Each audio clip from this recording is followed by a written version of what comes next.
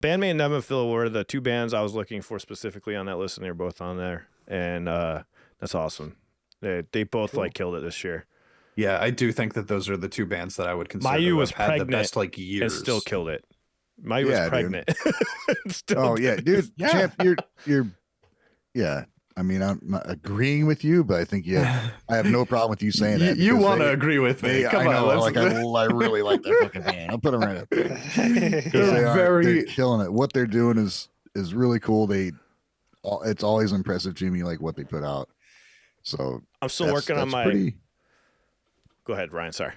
It is impressive, like what they've done, and without like a big US tour to, bring up their popularity.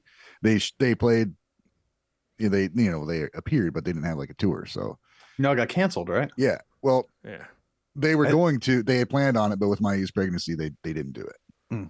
They seem to have like a really good like social media team behind them. Yeah. Or whoever's definitely. Like they're killing it on YouTube. They're keeping them relevant, Yeah. It's pretty awesome. Like I feel like out of all the bands we know, they do the best with YouTube. I think part of that has to do with the fact that they're like all seasoned vets in the business, right? So it's like they kind of formed the super team or whatever, and they're like, okay, we already know how to do this shit, all right? Yeah, and they weren't starting from the bottom. They're not making mistakes, Right? Yeah. Yep. I gotta say, right now, I haven't finished it yet, but Seas of Fate is my favorite album of the year. Yeah. Yep. I can't. Number 2 would be Thrill. I mean, not Thrill. Would be Unleash. But like, so those two. But I just love that. I don't know why I said Thrill. Sorry, but those two. I haven't figured out the rest, but those are like my 2 tops so far of the year. Nice. I haven't even finished listening to that. I'm so upset about that. Seas of Fate's so good. I think it's just because it's so nostalgic for me. It just feels good the entire way. There's only one song I'm like iffy, and that's the ballad. But other than that, I'm just like a complete fan of that album. It's so good. Which ballad? Is where she's singing a little soft. It's not that it's a ballad why I'm not into it. It just seemed like, to me, it sounded like the weakest song on the album. But I don't think I've heard that one yet. Yeah. I've listened to it so many times. It's my workout album. Every time I go songs, run. I was listening to it, and there's 3 songs I put on. I skipped from the playlist. I didn't do that with BAND-MAID's album. There you go. Sounds like you know which one you like the most, then. Yeah. Dude, I freaking love that instrumental at the end, though.